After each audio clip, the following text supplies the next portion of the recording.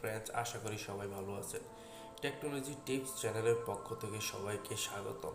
আপনি কি জানেন আপনার ইমুটা কয়টি ডিভাইসের মধ্যে কানেক্ট আছে? সাম্প্রতিক সময়ে দেখা যাচ্ছে যে আমাদের ইমুটা হ্যাক হয়ে যায় এবং কি কয়টি ডিভাইসের মধ্যে ইমুটা কানেক্ট আছে সেটা আমরা জানতে পারি না।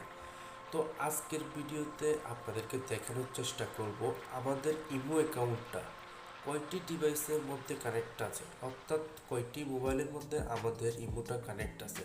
আপনি সেটা কিভাবে বুঝতে পারবেন? চলুন আমরা দেখি কিভাবে আমাদের ইমোটা কয়টা ডিভাইসের মধ্যে কানেক্ট আছে, কিভাবে আমরা দেখব। এবং কি বরাবরের মতো যারা আমার টেকনোলজি টিপস চ্যানেলের মধ্যে নতুন সদস্য, তারা আমার চ্যানেলটাকে সাবস্ক্রাইব করবেন, পাশে থাকা বেল আইকনটি বাজিয়ে দেবেন, যাতে নিত্য নতুন ভিডিও আসার সাথে সাথে আপনার। তো এর জন্য সর্বপ্রথম আমাদেরকে ইমো সফটওয়্যারের ভিতরে চলে যেতে হবে।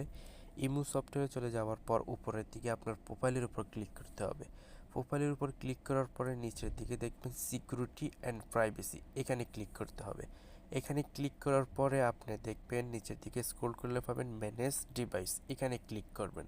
এখানে ক্লিক করার পর দেখা যাচ্ছে যে CVS21287 ওপো এই মোবাইলে এই ইমোটা কানেক্ট আছে, অর্থাৎ বর্তমানে আমি যে মোবাইলটা দিয়ে আমার ইমোটা কানেক্ট আছে এখানে এই মোবাইলটা শো করতেছে, ওপো মোবাইলটা শো করতেছে অনলাইন, শুধু অনলাইন একটি ডিভাইস দেখাইতেছে, অর্থাৎ আমার যে মোবাইল থেকে আমি ইমো চালাইতেছি এই মোবাইলটা শুধু এখানে শো করতেছে, অন্য কোনো ডিভাইসের মধ্যে আমার ইমোটা চলতেছে না।